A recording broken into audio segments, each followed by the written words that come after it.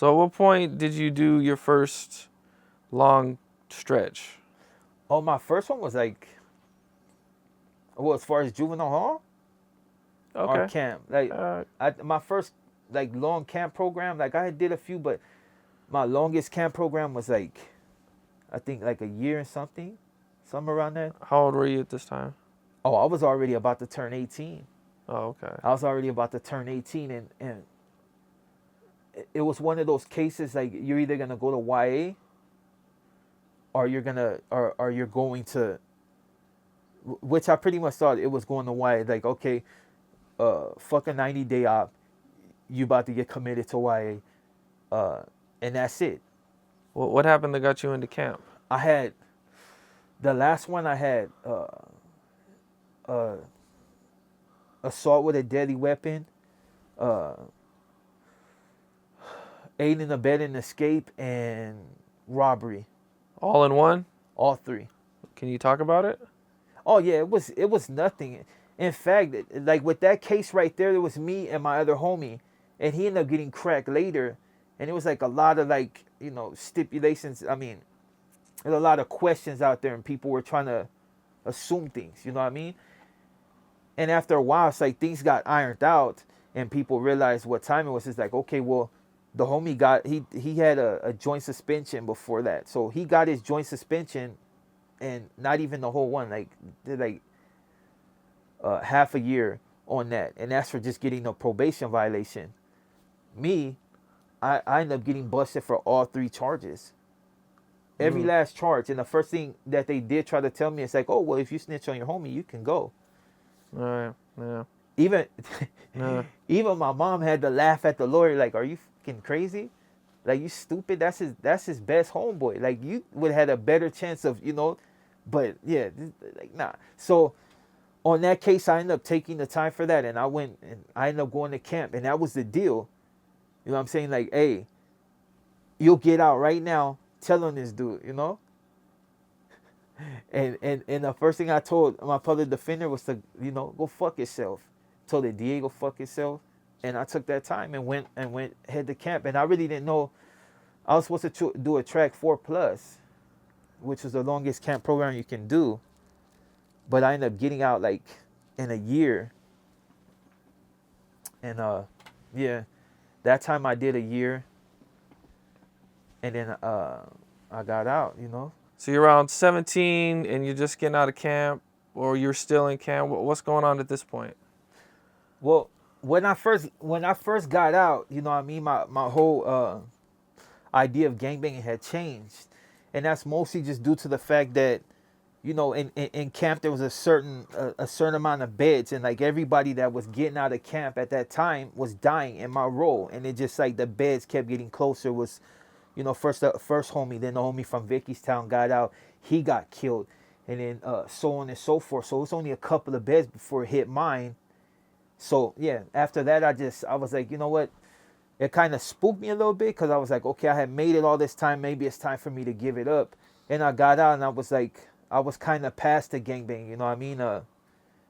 Shit, my mom had to basically get at the dudes of the neighborhood that I lived in, which was like Van Nuys at that time, and ask them if it was cool for me to move there, because it was like she didn't want to disrespect their hood, and she knew how I went in was like wow. So, and they said it was Friedman, so it was good. So a little bit after that, I got banged on in front of my sister, and I got hot. And after that, I just went like right back to that asshole. So what happened? Some dudes, they tripped on you in front of your sister? Yeah, I was walking to the store, you know what I mean, and I guess dudes didn't like the way I was pushing through their neighborhood, so they banged on me, and I told them, like, it's my sister right here, but I banged on them back, and then I walked like not even a few feet, and another fool banged on me, and they were just next to each other. So I got hot. And Yeah. and I walked my sister to the store, and I came back and got it cracking. Okay. Is this, you got arrested for this? Nah, I didn't get Oh. arrested for that, but I got it cracking, and I knew a little bit after that I was gonna have to move. It was just too much, it it was gonna be drama. So I stayed there maybe a month more, and then then my homeboys start coming, and it was like issue with these fools, and then so to avoid issue, my mom took off. But before that, I had caught a shooting further down the way. It was like I forgot what neighborhood that was. Oh, Asian boys. There's a shooting right there, and yeah, they tried to get me for that, but they had to drop it. They had no evidence, no nothing. You know what I mean? It was just one of those. They don't know what happened. You know what I mean? It's just. Right. It's just. But yeah, that was like the only like, and then I ended up getting off probation. Like all that stuff was happening. I ended up getting off probation, but by that time I was already, my mind was set that it was on, and from there on it was just like a series of just gang banging, selling dope. I got busted for a sales case. Went to the. That's like the first time I had. One time I had got busted and I had bailed out in the substation. You know what I mean? I had bailed out, and when I should have just like stayed in, you know what I mean? Before I should have just stayed in so I could get my feet wet. Maybe it would have been a deterrent from there, but it wasn't. So was this your first time in county? In the county. In the county. And I didn't even make it to the county. I bailed out in the substation, fought my case, and beat it. What was the case for? The first one was for I think a robbery. It was to be honest, it was bullshit. It had nothing to do with none of that. It's just I happened to be on that street at that time and got cracked. But I bailed out. You know what I mean? Actually, my bad. Trespassing. That was the second case I got. The first one was a sales case. But before that sales case, I had got caught, like I said, for that robbery. I had bailed out. When I bailed out, I ended up getting busted again, but I had caught a sales case. And when I caught the sales case, that put me in the county jail for like 3 months. Well, 3 months at that time. Yeah, 3 months. And it's crazy, though, because at that time, it was me and my homeboy. And we're fighting the same thing. And I had to literally threaten the fool to get him to take the time, because they were already gonna twist me. And if I would have fought the case any longer, he was gonna get out. But he would have dragged me along, and they would have, and the deal for like the 6 months would have been off the table. They would have just they would have went ahead and gave me the 3 years for the sales case. And my homeboy was adamant about the fact that he didn't want to do no time. But with a little coercion, you know what I mean? Like, we would have just had to fight, because I was like, man, we'll take the 6 months. I'll do it for him. We'll take the 6 months. We'll take the little stupid sales case, and we're gone. I'm about to have my kids. So, like, you had to take one for the team.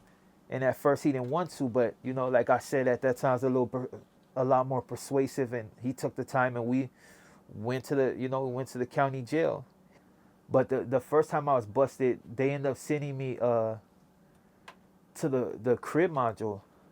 They sent me to the crib module, and I think the Huda, he was just being a dick, and he sent me down that road, cracked the thing, sent me down that road, and the more I went down the cell, I didn't see no homies. I didn't see no whites, no homies, no nothing. A lot of people like, oh, we didn't see no whites. They took it a lot different, but it's just like, so there was no integration in the cell.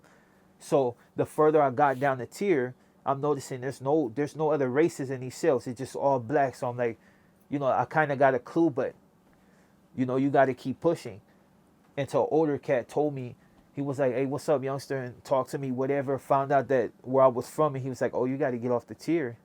He's like, if they find out what you represent, basically you can get killed on this tier. So he was like, hey, just go ahead. He actually called the CEO on the catwalk to tell him, hey, this guy got to go. This guy got to go. So the cop intentionally sent you down that road. Down there just so you would probably get stuck or beat up really bad or Yeah. something. He wanted, because I was a youngster, I was, skinny, kind of cut up.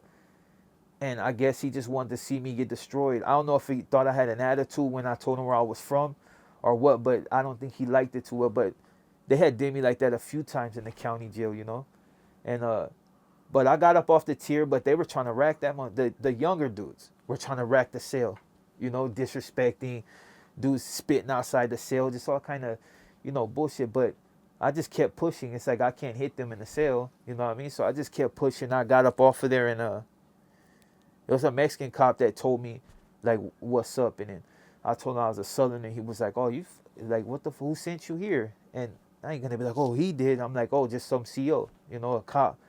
He's like, oh, well, go in this line. He sent me to, at that time, it was 3301, the day room. I've been to 3301 a second time, but that particular time it was cracking. It was some jailhouse thief shit going on, and yeah, we got busy, and we got busy for a long time. Like, it was All just, right. yeah, All right. that was like my first one. We got busy for a long time, and my little ass was literally getting slung around. Like, it was just like, it was one of those like situations to where like you're fighting, but you're only doing minimum damage. I was still cut up, but I was still young. It's like still 18. So, and this one dude, he was just slanging me everywhere. Every time, I think personally, he was just coming at me, and probably like maybe like 3 or 4 times he hit me, and it would stumble me, but I wouldn't fall, and I just bomb on him some more, and then he grabbed me and throw me somewhere else until the homies finally got him. But yeah, they got his ass. He probably, if he probably would have really went on me, he probably would have wrecked me. I was too small for him, like, by a lot. But they laid it down. They got everybody up out of there, and I ended up getting shot to Wayside. And when I got to Wayside, it was just a gang of drama. Like, they're already trying to twist me. Some black dude said that I used to run with them. I'm like, hold on, I'm 18. The homie from Florence is like, Charlie, like, I know this fool from, I just got out of camp with this fool, you know what I mean? That fool, he ain't ran with these fools, and then the fact that I had just got busted, they're like, so they disregarded that shit quick. And it, like, in Wayside, it was just like a series of little dramas, but through that first time, I probably had been through like maybe 4 or 5 riots, and then I got out. After that, after the 3 months, I got out. It was like 3 months and some change. They kicked me out, you know what I mean? And Was there any experiences that stood out during that time? Man, there's quite a few, you know what I mean? I've seen dudes get their shit like busted, like, to the meat. Seen dudes get their skulls cracked to the meat. I've had to do my thing a few times, you know what I mean? But it's just, when it's riots, it's just riots, and people ain't really they ain't really caring who you are, where you're from. It's just when it's wartime, it's just wartime. I remember one dude, they literally picked the fucking bunks up, and it's the 3, 1, 2, 3, the coffin bunks and everything. They were going at it, and they literally picked the fucking bunk up and dropped it on the paisa's head. Boom!